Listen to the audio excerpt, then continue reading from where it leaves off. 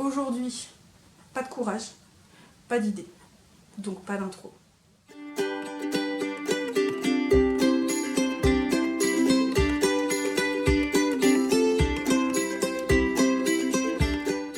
Salut tout le monde, aujourd'hui on se retrouve pour une nouvelle vidéo qui sera le book haul du mois d'août, qui est pour le moins conséquent que d'habitude. Un peu moins conséquent, je dirais une bonne dizaine de livres en moins. C'est ce qui me semble, j'ai pas compté mais c'est ce qui me semble. Mais pour le coup ce sont vraiment des romans qui me font envie depuis des mois, voire des années, qui sont dans ma wishlist, en train désespérément d'attendre que je me décide à me les procurer. Et là, pour le coup, je me suis vraiment consacrée à ces romans, donc je suis vraiment satisfaite de ce book haul. C'est vrai que d'habitude, je suis plus impulsive, je m'achète vraiment des livres qui me font envie depuis très peu de temps. Et du coup, les livres qui me font envie depuis très longtemps, ils passent toujours à l'as, ils passent toujours derrière, en train de dire « Ah bah non, attends, t'as celui-là qui te plaît. Ah bah non, tu sais, celui-là te plaît depuis des années, mais t'as déjà acheté pas mal de livres, donc il attendra le mois prochain. Et puis finalement, le mois prochain, tu te le procures pas. » Et du coup, là, je me suis dit que autant être raisonnable et autant vraiment se procurer des livres qui sont là, qui te font encore envie, qui attendent désespérément, qui t'appellent, qui te crient « Mais prends-nous, prends-nous, prends-nous !» Et là, ça y est, ce sont vraiment, pour la majorité en tout cas de ce book haul-là, des livres qui attendent depuis tellement longtemps et que je suis finalement tellement contente d'avoir enfin dans mes mains. Voilà. Bref, vous l'avez remarqué, changement d'angle, donc je suis désolée. Pour cette vidéo, vous aurez en partie en fond les escaliers de mon entrée. J'en suis désolée, j'espère que vous n'en tiendrez pas trop compte pour cette vidéo, mais la luminosité est trop pourrie, hein, clairement, et que j'ai pas envie de sortir la softbox parce que, vu le temps qu'on a, ça ne ferait d'une qu'empirer les choses, et deux, j'ai pas le courage de la sortir. Mais comme je n'ai pas du tout envie de ressembler à double face de Batman, hein, voilà, vraiment comme double face, un côté très sombre, un côté trop lumineux, un côté ignoble et un côté où on ne voit rien. Du coup, bah, j'ai changé d'angle, hein, parce que à la base, sur cette vidéo, vous devez rester et me regarder en train de vous parler de mes livres. Le but, c'est pas de vous faire fuir devant mon horrible face. Voilà. Bref, on va arrêter là et on va commencer tout de suite. Je vais du coup commencer par les mangas et le premier que je vous présente, c'est, si je vous montre à l'envers, ça le fait pas, c'est le tome 8 de L'Enfant et le Maudit de Nagabe, publié chez Kimiku. Vous connaissez mon amour pour ce manga, donc le jour de sa sortie, je n'ai pas attendu, je suis allée directement me le procurer à la librairie parce que clairement, je ne pouvais pas attendre. J'aime beaucoup trop ce manga pour attendre un jour après la sortie. Le jour de la sortie, j'y suis allée. Et autant vous dire que j'étais joie de l'avoir dans les mains parce que je l'attendais depuis pas mal de temps celui-là. Et autant vous dire que je vais prendre un plaisir immense à le lire. Du coup j'en ai profité, je me suis procuré également ce jour-là le tome 3 d'Earth Gear de Tsuyoshi Takaki, publié chez Kiyun. J'avais bien aimé les tomes 1 et 2, même si j'avais trouvé des défauts. Mais ce qui m'a décidé, c'est qu'à la fin du tome 2, il va y avoir un événement, une situation qui m'a fait penser que le tome 3 allait prendre peut-être une tournure intéressante, en tout cas qui moi me plairait. Et là quand j'ai vu qu'il était là à la librairie, je me suis dit bah autant en profiter, prends-le aussi.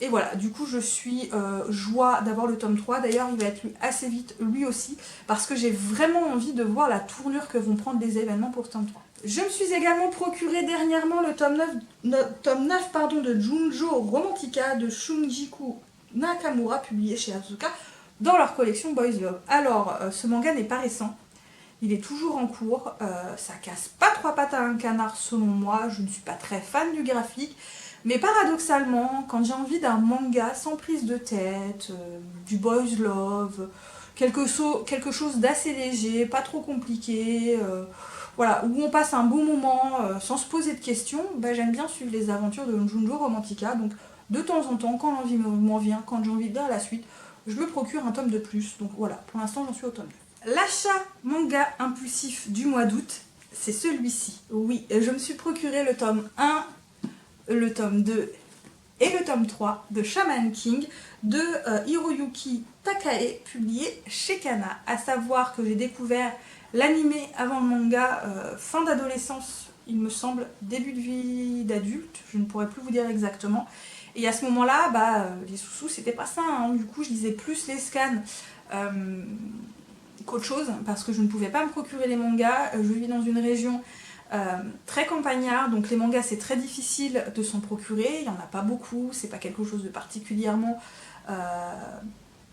populaire on va dire, en tout cas dans ma région il n'y en a pas beaucoup, donc c'est vrai que pour moi les scans à l'époque c'était très pratique, mais du coup j'ai jamais terminé ce manga, mais jamais.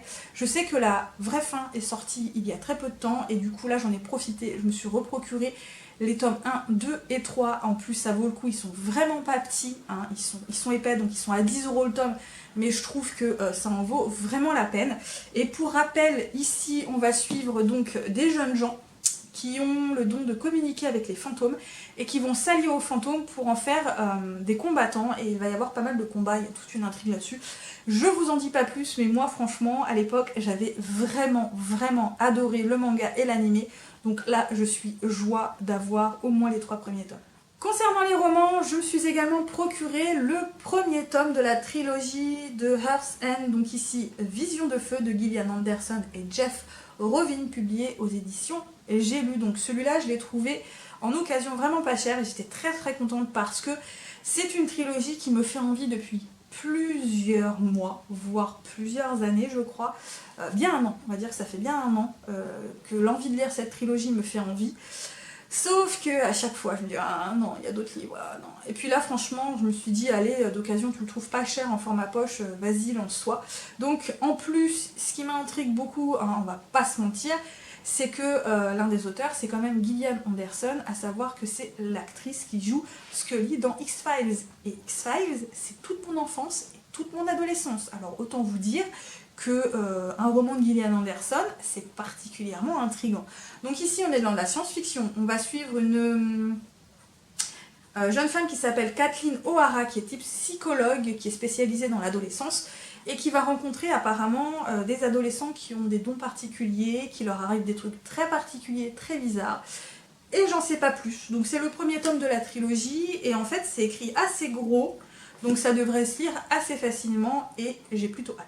Un achat impulsif avec la librairie des rêves suspendus d'Emily Blaine de HarperCollins, publié en format poche, pardon. Donc ici on va suivre une jeune femme qui s'appelle Sarah, qui a une librairie, qui vit au-dessus de sa librairie je crois, et en fait elle s'en sort pas financièrement, tout est décrépit, elle n'arrive pas à joindre les deux bouts, enfin bon bref, financièrement c'est vraiment la cata.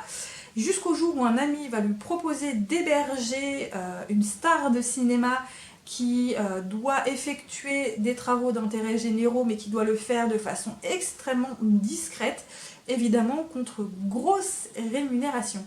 Sarah, qui ne s'en sort pas financièrement, accepte parce qu'elle se dit que ce sera de l'argent facile et qu'elle pourra renflouer ses caisses.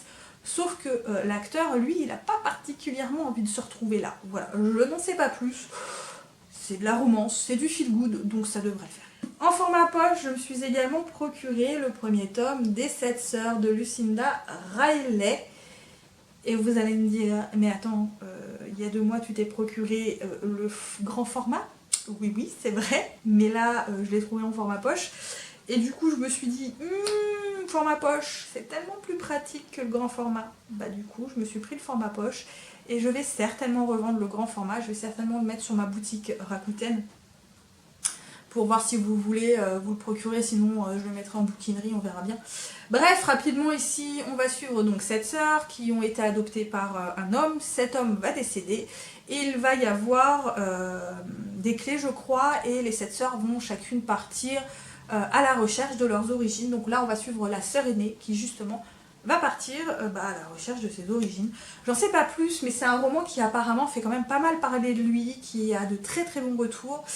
Et ouais, du coup je me suis reprocuré en format poche le premier tome. Un roman qui me fait envie depuis qu'il est sorti en grand format, le premier tome. À savoir que les 3 tomes sont déjà sortis, je sais pas si c'est une trilogie ou qu'il y en aura plus, mais en tout cas il y a déjà 3 tomes qui sont sortis, dont les 2 premiers en petit format. Et là du coup j'ai craqué, il s'agit du premier tome du gène Atlantis de A.G. Weidel, publié chez Brajlon. Donc ici on va suivre des scientifiques qui vont découvrir une espèce d'infrastructure qui date de plusieurs millénaires, qui est apparemment très avancée. Des gens vont également le savoir, ce sont une secte, les Imari, qui eux veulent s'en servir pour détruire l'humanité, et il ne va y avoir que 2 personnes pour les contrer, je crois. J'en sais pas plus, mais il me fait envie depuis tellement longtemps. C'est un peu Indiana Jones avec enquête et tout ça, et j'adore ça.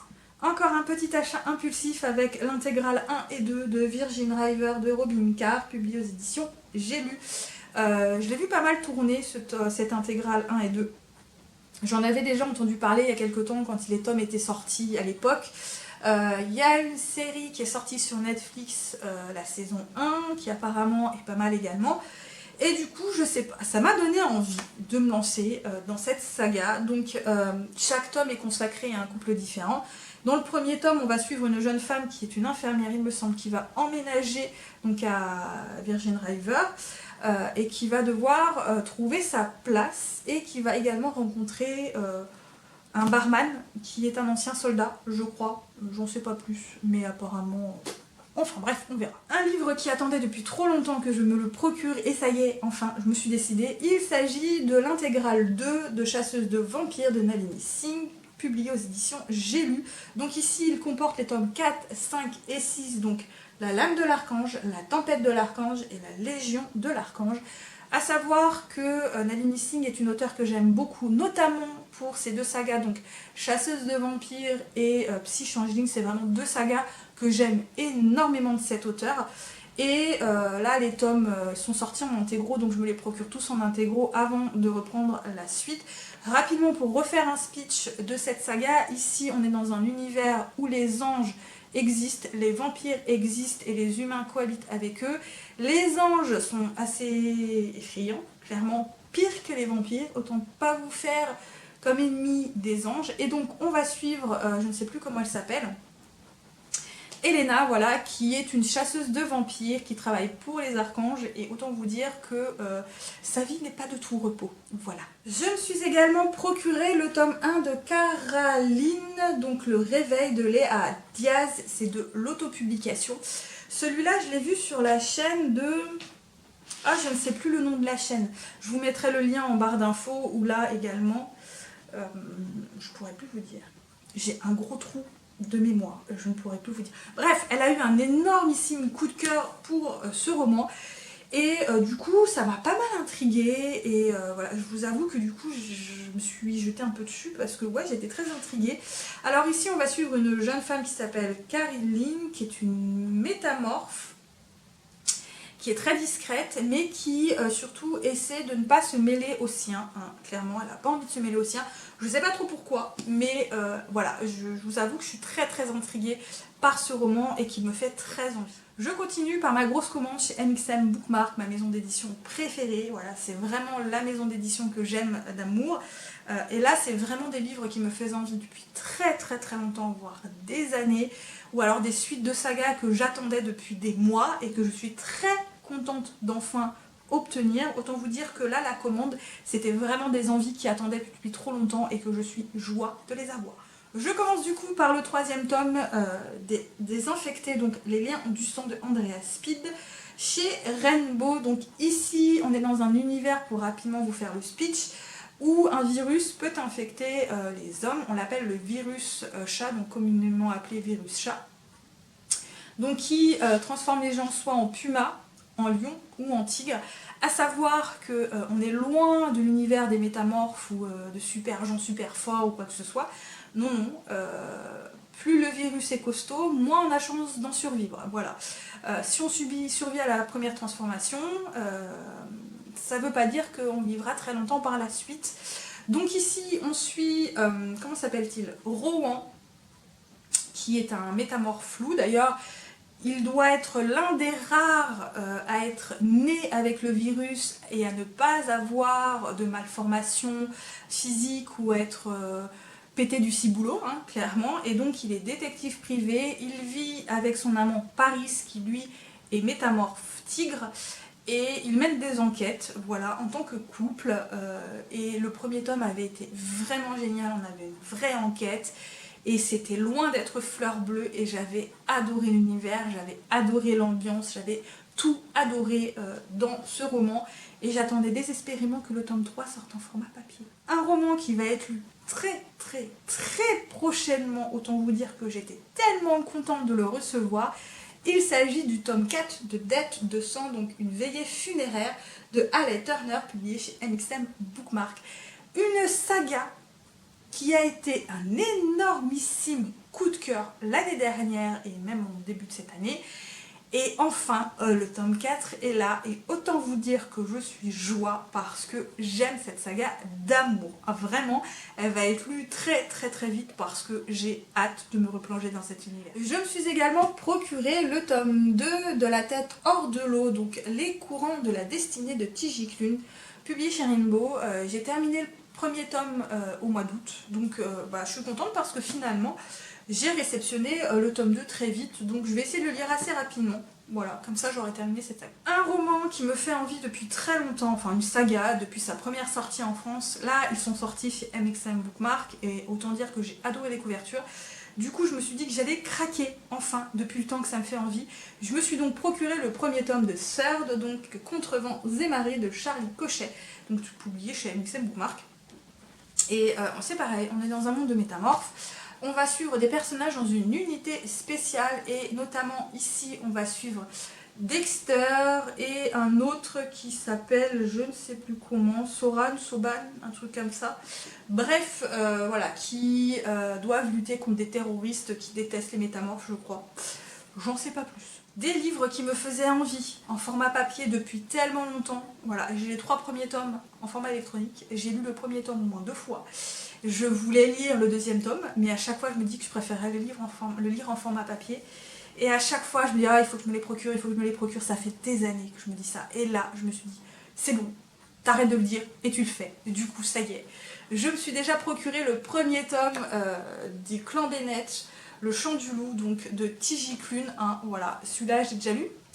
Mais je me suis dit, je vais pas le relire tout de suite, et je vais déjà directement lire le tome 2 avec Le Chant du Corbeau. Voilà, enfin. Et autant vous dire que c'est pareil, hein, ce sont pas des petits livres, hein, ce sont des gros pavés. Mais ça y est, je me suis procuré le tome 1 et 2. J'ai hésité avec le tome 3, sauf que le tome 4 va sortir en format électronique d'ici la fin de l'année, donc il sortira un mois après en format papier. Je pense que du coup je me procurerai le tome 3 et 4 en même temps, comme j'ai fait avec le tome 1 et 2, mais ça y est, je me suis enfin décidée à me les procurer en format papier. Alors rapidos, rappel, ici on suit un jeune garçon qui va grandir avec des voisins qui sont un peu particuliers. Il va découvrir des secrets sur eux, et voilà, je ne vous en dis pas plus parce que c'est trop bien, et enfin.